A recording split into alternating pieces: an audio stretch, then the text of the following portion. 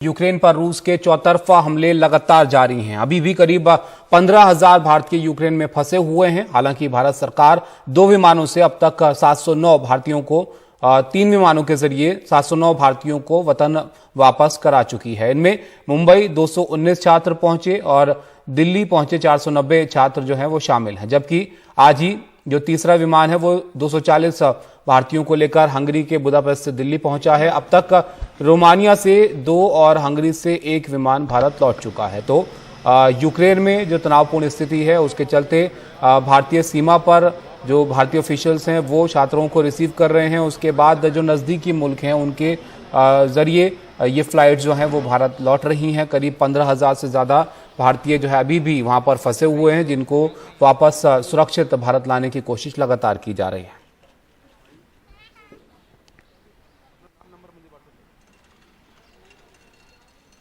Hungary से 240 छात्र छात्राओं को लेकर एयर इंडिया की फ्लाइट दिल्ली पहुंच गई है। मेरे साथ कुछ छात्र हैं, उनसे बात करते हैं। दोनों भाई हैं। क्या नाम है आपका, कहाँ के रहने वाले हैं? शशांक देव सारस्वत, मैं चंदौसी रहने वाला हूँ, यूपी से। आपके भाई? वैभव गुप्ता नाम है मेरा और मैं भी चंदौसी का ही रहने वाला हूँ। अच्छा, ये बताइए कि कहाँ पर थे और कैसे निकले आप? उस्गो रोड नेशनल मेडिकल यूनिवर्सिटी में हमारा, और हमें मतलब मैनेजमेंट ने हेल्प किया और एम्बेसी की तरफ से हमारे एनरोलमेंट वगैरह हुए थे, हंगरियन एम्बेसी। अच्छा। तो वहाँ पे जो इंडियन एम्बेसी है वहाँ उन्होंने बहुत हेल्प करी हमारी निकलने में।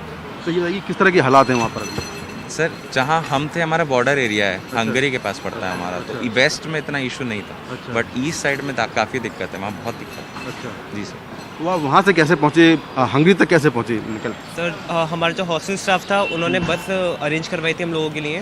तो उन्होंने बस से हमें हंगरी बॉर्डर को क्रॉस करवाया था। फिर हंगरी बॉर्डर में हम हंगरी की कैपिटल बुडापेस्ट में पहुंचे थे। बुडापेस्ट में हमसे इंडियन एम्बेसी वाले मिले थे और उन लोगों ने हमारी काफ़ी हेल्प करी है। इंडियन एम्बेसी और इस्कॉन बुडापेस्ट ने हम लोगों को काफ़ी मेडिसिन प्रोवाइड कराई गई थी, जिसको मेडिकल हेल्प चाहिए वो दी थी, और फूड नहीं था, हम लोगों को फूड प्रोवाइड कराया गया था हमें। और उसके बाद उन्होंने फिर हमें फ्लाइट की बोर्डिंग पास वगैरह सब दिलवाया और उसके बाद हमें एयर इंडिया में बिठाल के उन्होंने हमें तब गुड बाय बोला और काफ़ी अच्छा नेचर उन लोगों को, हमें काफ़ी अच्छा लगा उन लोगों से मिलकर। अच्छा, कि बहुत सारे छात्र वहाँ फंसे हुए हैं, कितना मुश्किल है वहाँ से निकलना? अभी बहुत सारे लोग बॉर्डर से बहुत दूर फंसे हुए हैं। सर बहुत दूर तो है, वहाँ पे ख़राब भी है सिचुएशन, जैसे कीव, लवीव, खार्किव, इन जगहों पे बंकर्स में बंद है बच्चे, काफ़ी सारे चेम्बर्स में। बट ये है इंडियन गवर्नमेंट, इंडियन एम्बेसी पे भरोसा है कि बच्चों को निकाल लेंगे वहाँ से और इवैक्यूएट करके ले आएंगे इंडिया। अभी पोलैंड बॉर्डर पे थोड़ी दिक्कत है क्योंकि बहुत ज़्यादा लोग वहाँ पे आ गए, बट इंडियन एम्बेसी करेगी सर उसके लिए भी कुछ इवैक्यूएशन के लिए बच्चों के। रूस जिसने हमला किया है उसको लेकर क्या आपकी राय है?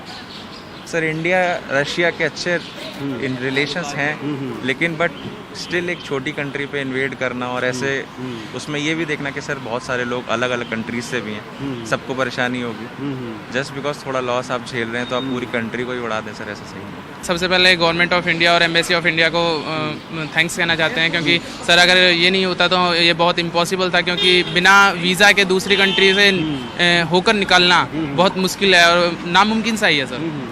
इसमें सर हमारी गवर्नमेंट ऑफ इंडिया जो उसने बहुत बड़ा योगदान दिया है, क्योंकि जो हमारा निकासी हुई है यानी तो वो हमारा हंगरी बॉर्डर से पार करके फिर बुदापेस्ट एयरपोर्ट से निकाला गया है सर। अच्छा जी सर। अच्छा, ये बताइए कि आप बता रहे थे कि आपके भाई वहाँ फंसे हुए हैं, क्या हालात है? जी सर, हमारे कुछ फ्रेंड्स हैं और भाई हैं, वो जो यूक्रेन की कैपिटल है कीव में फंसे हुए हैं। तब उनकी असल में 24 ऑफ फेब की फ़्लाइट थी, वो इंडिया वापस आ रहे थे, लेकिन तब ये दुर्घटना जो एक्सीडेंट हुआ था ये मेनली कीव में तब स्टार्ट हो गया था, इसी वजह से वो वहीं पर फंस गए सर। अच्छा, ये बताइए कि वहाँ पर जो लोग फंसे हुए हैं वो किन हालात में रह रहे हैं, वहाँ पर क्या हालात?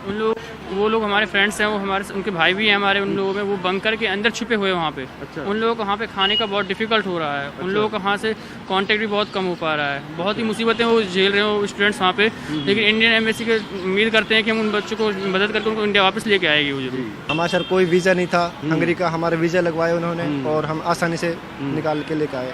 सर कुछ स्टूडेंट अभी भी रह गए हमारे क्लासमेट, इंशाल्लाह वो कल आ जाएंगे आराम से, जैसे हम आ गए आराम से वो भी ऐसे ही आ जाएंगे और कोई दिक्कत नहीं है सर। और जो हमारे भाई फंसे हुए हैं क्यू में वो भी ऐसे ही आ जाएंगे, उम्मीद है हमें अपनी गवर्नमेंट के ऊपर कि वो आ जाएंगे पक्का। सर घर वाले बहुत परेशान थे, पैनिक हो रहे थे, सुबह शाम कॉल आ रही थी घर से। तो सर हम तो निकाल लिए, पर हम रिक्वेस्ट करते हैं कि इंडियन एम्बेसी से कि हमारे जो फ्रेंड्स हैं, ग्रुपमेट्स रूममेट्स हैं, उनको भी सेफली यहाँ तक पहुँचाया जाए। अच्छा, अभी वहाँ क्या हालात? सर जो जो हमारी यूनिवर्सिटी थी वो सेफ जोन में है, पर कुछ हमारे जो फ्रेंड्स हैं वो क्यू में एयरपोर्ट में फंसे हुए हैं। उनकी फ़्लाइट कैंसिल हो गई थी, उस वजह से वे वहाँ फंसे हुए हैं। आप क्या पढ़ाई कर रहे थे वहाँ पर यूक्रेन में? MBBS first year. तो कैसे वहाँ से निकले, बताओ थोड़ा सा। जैसे हमारे जो हॉस्टल वाले और यूनिवर्सिटी वाले उन्होंने बहुत हेल्प करी एक्चुअली। अगर वो ना करते तो हम पता नहीं कैसे निकलते। एक तो हमारा पूरा वेस्ट साइड था हमारा उज़गोरोद, वहाँ पे अटैक्स नहीं हो रहे थे।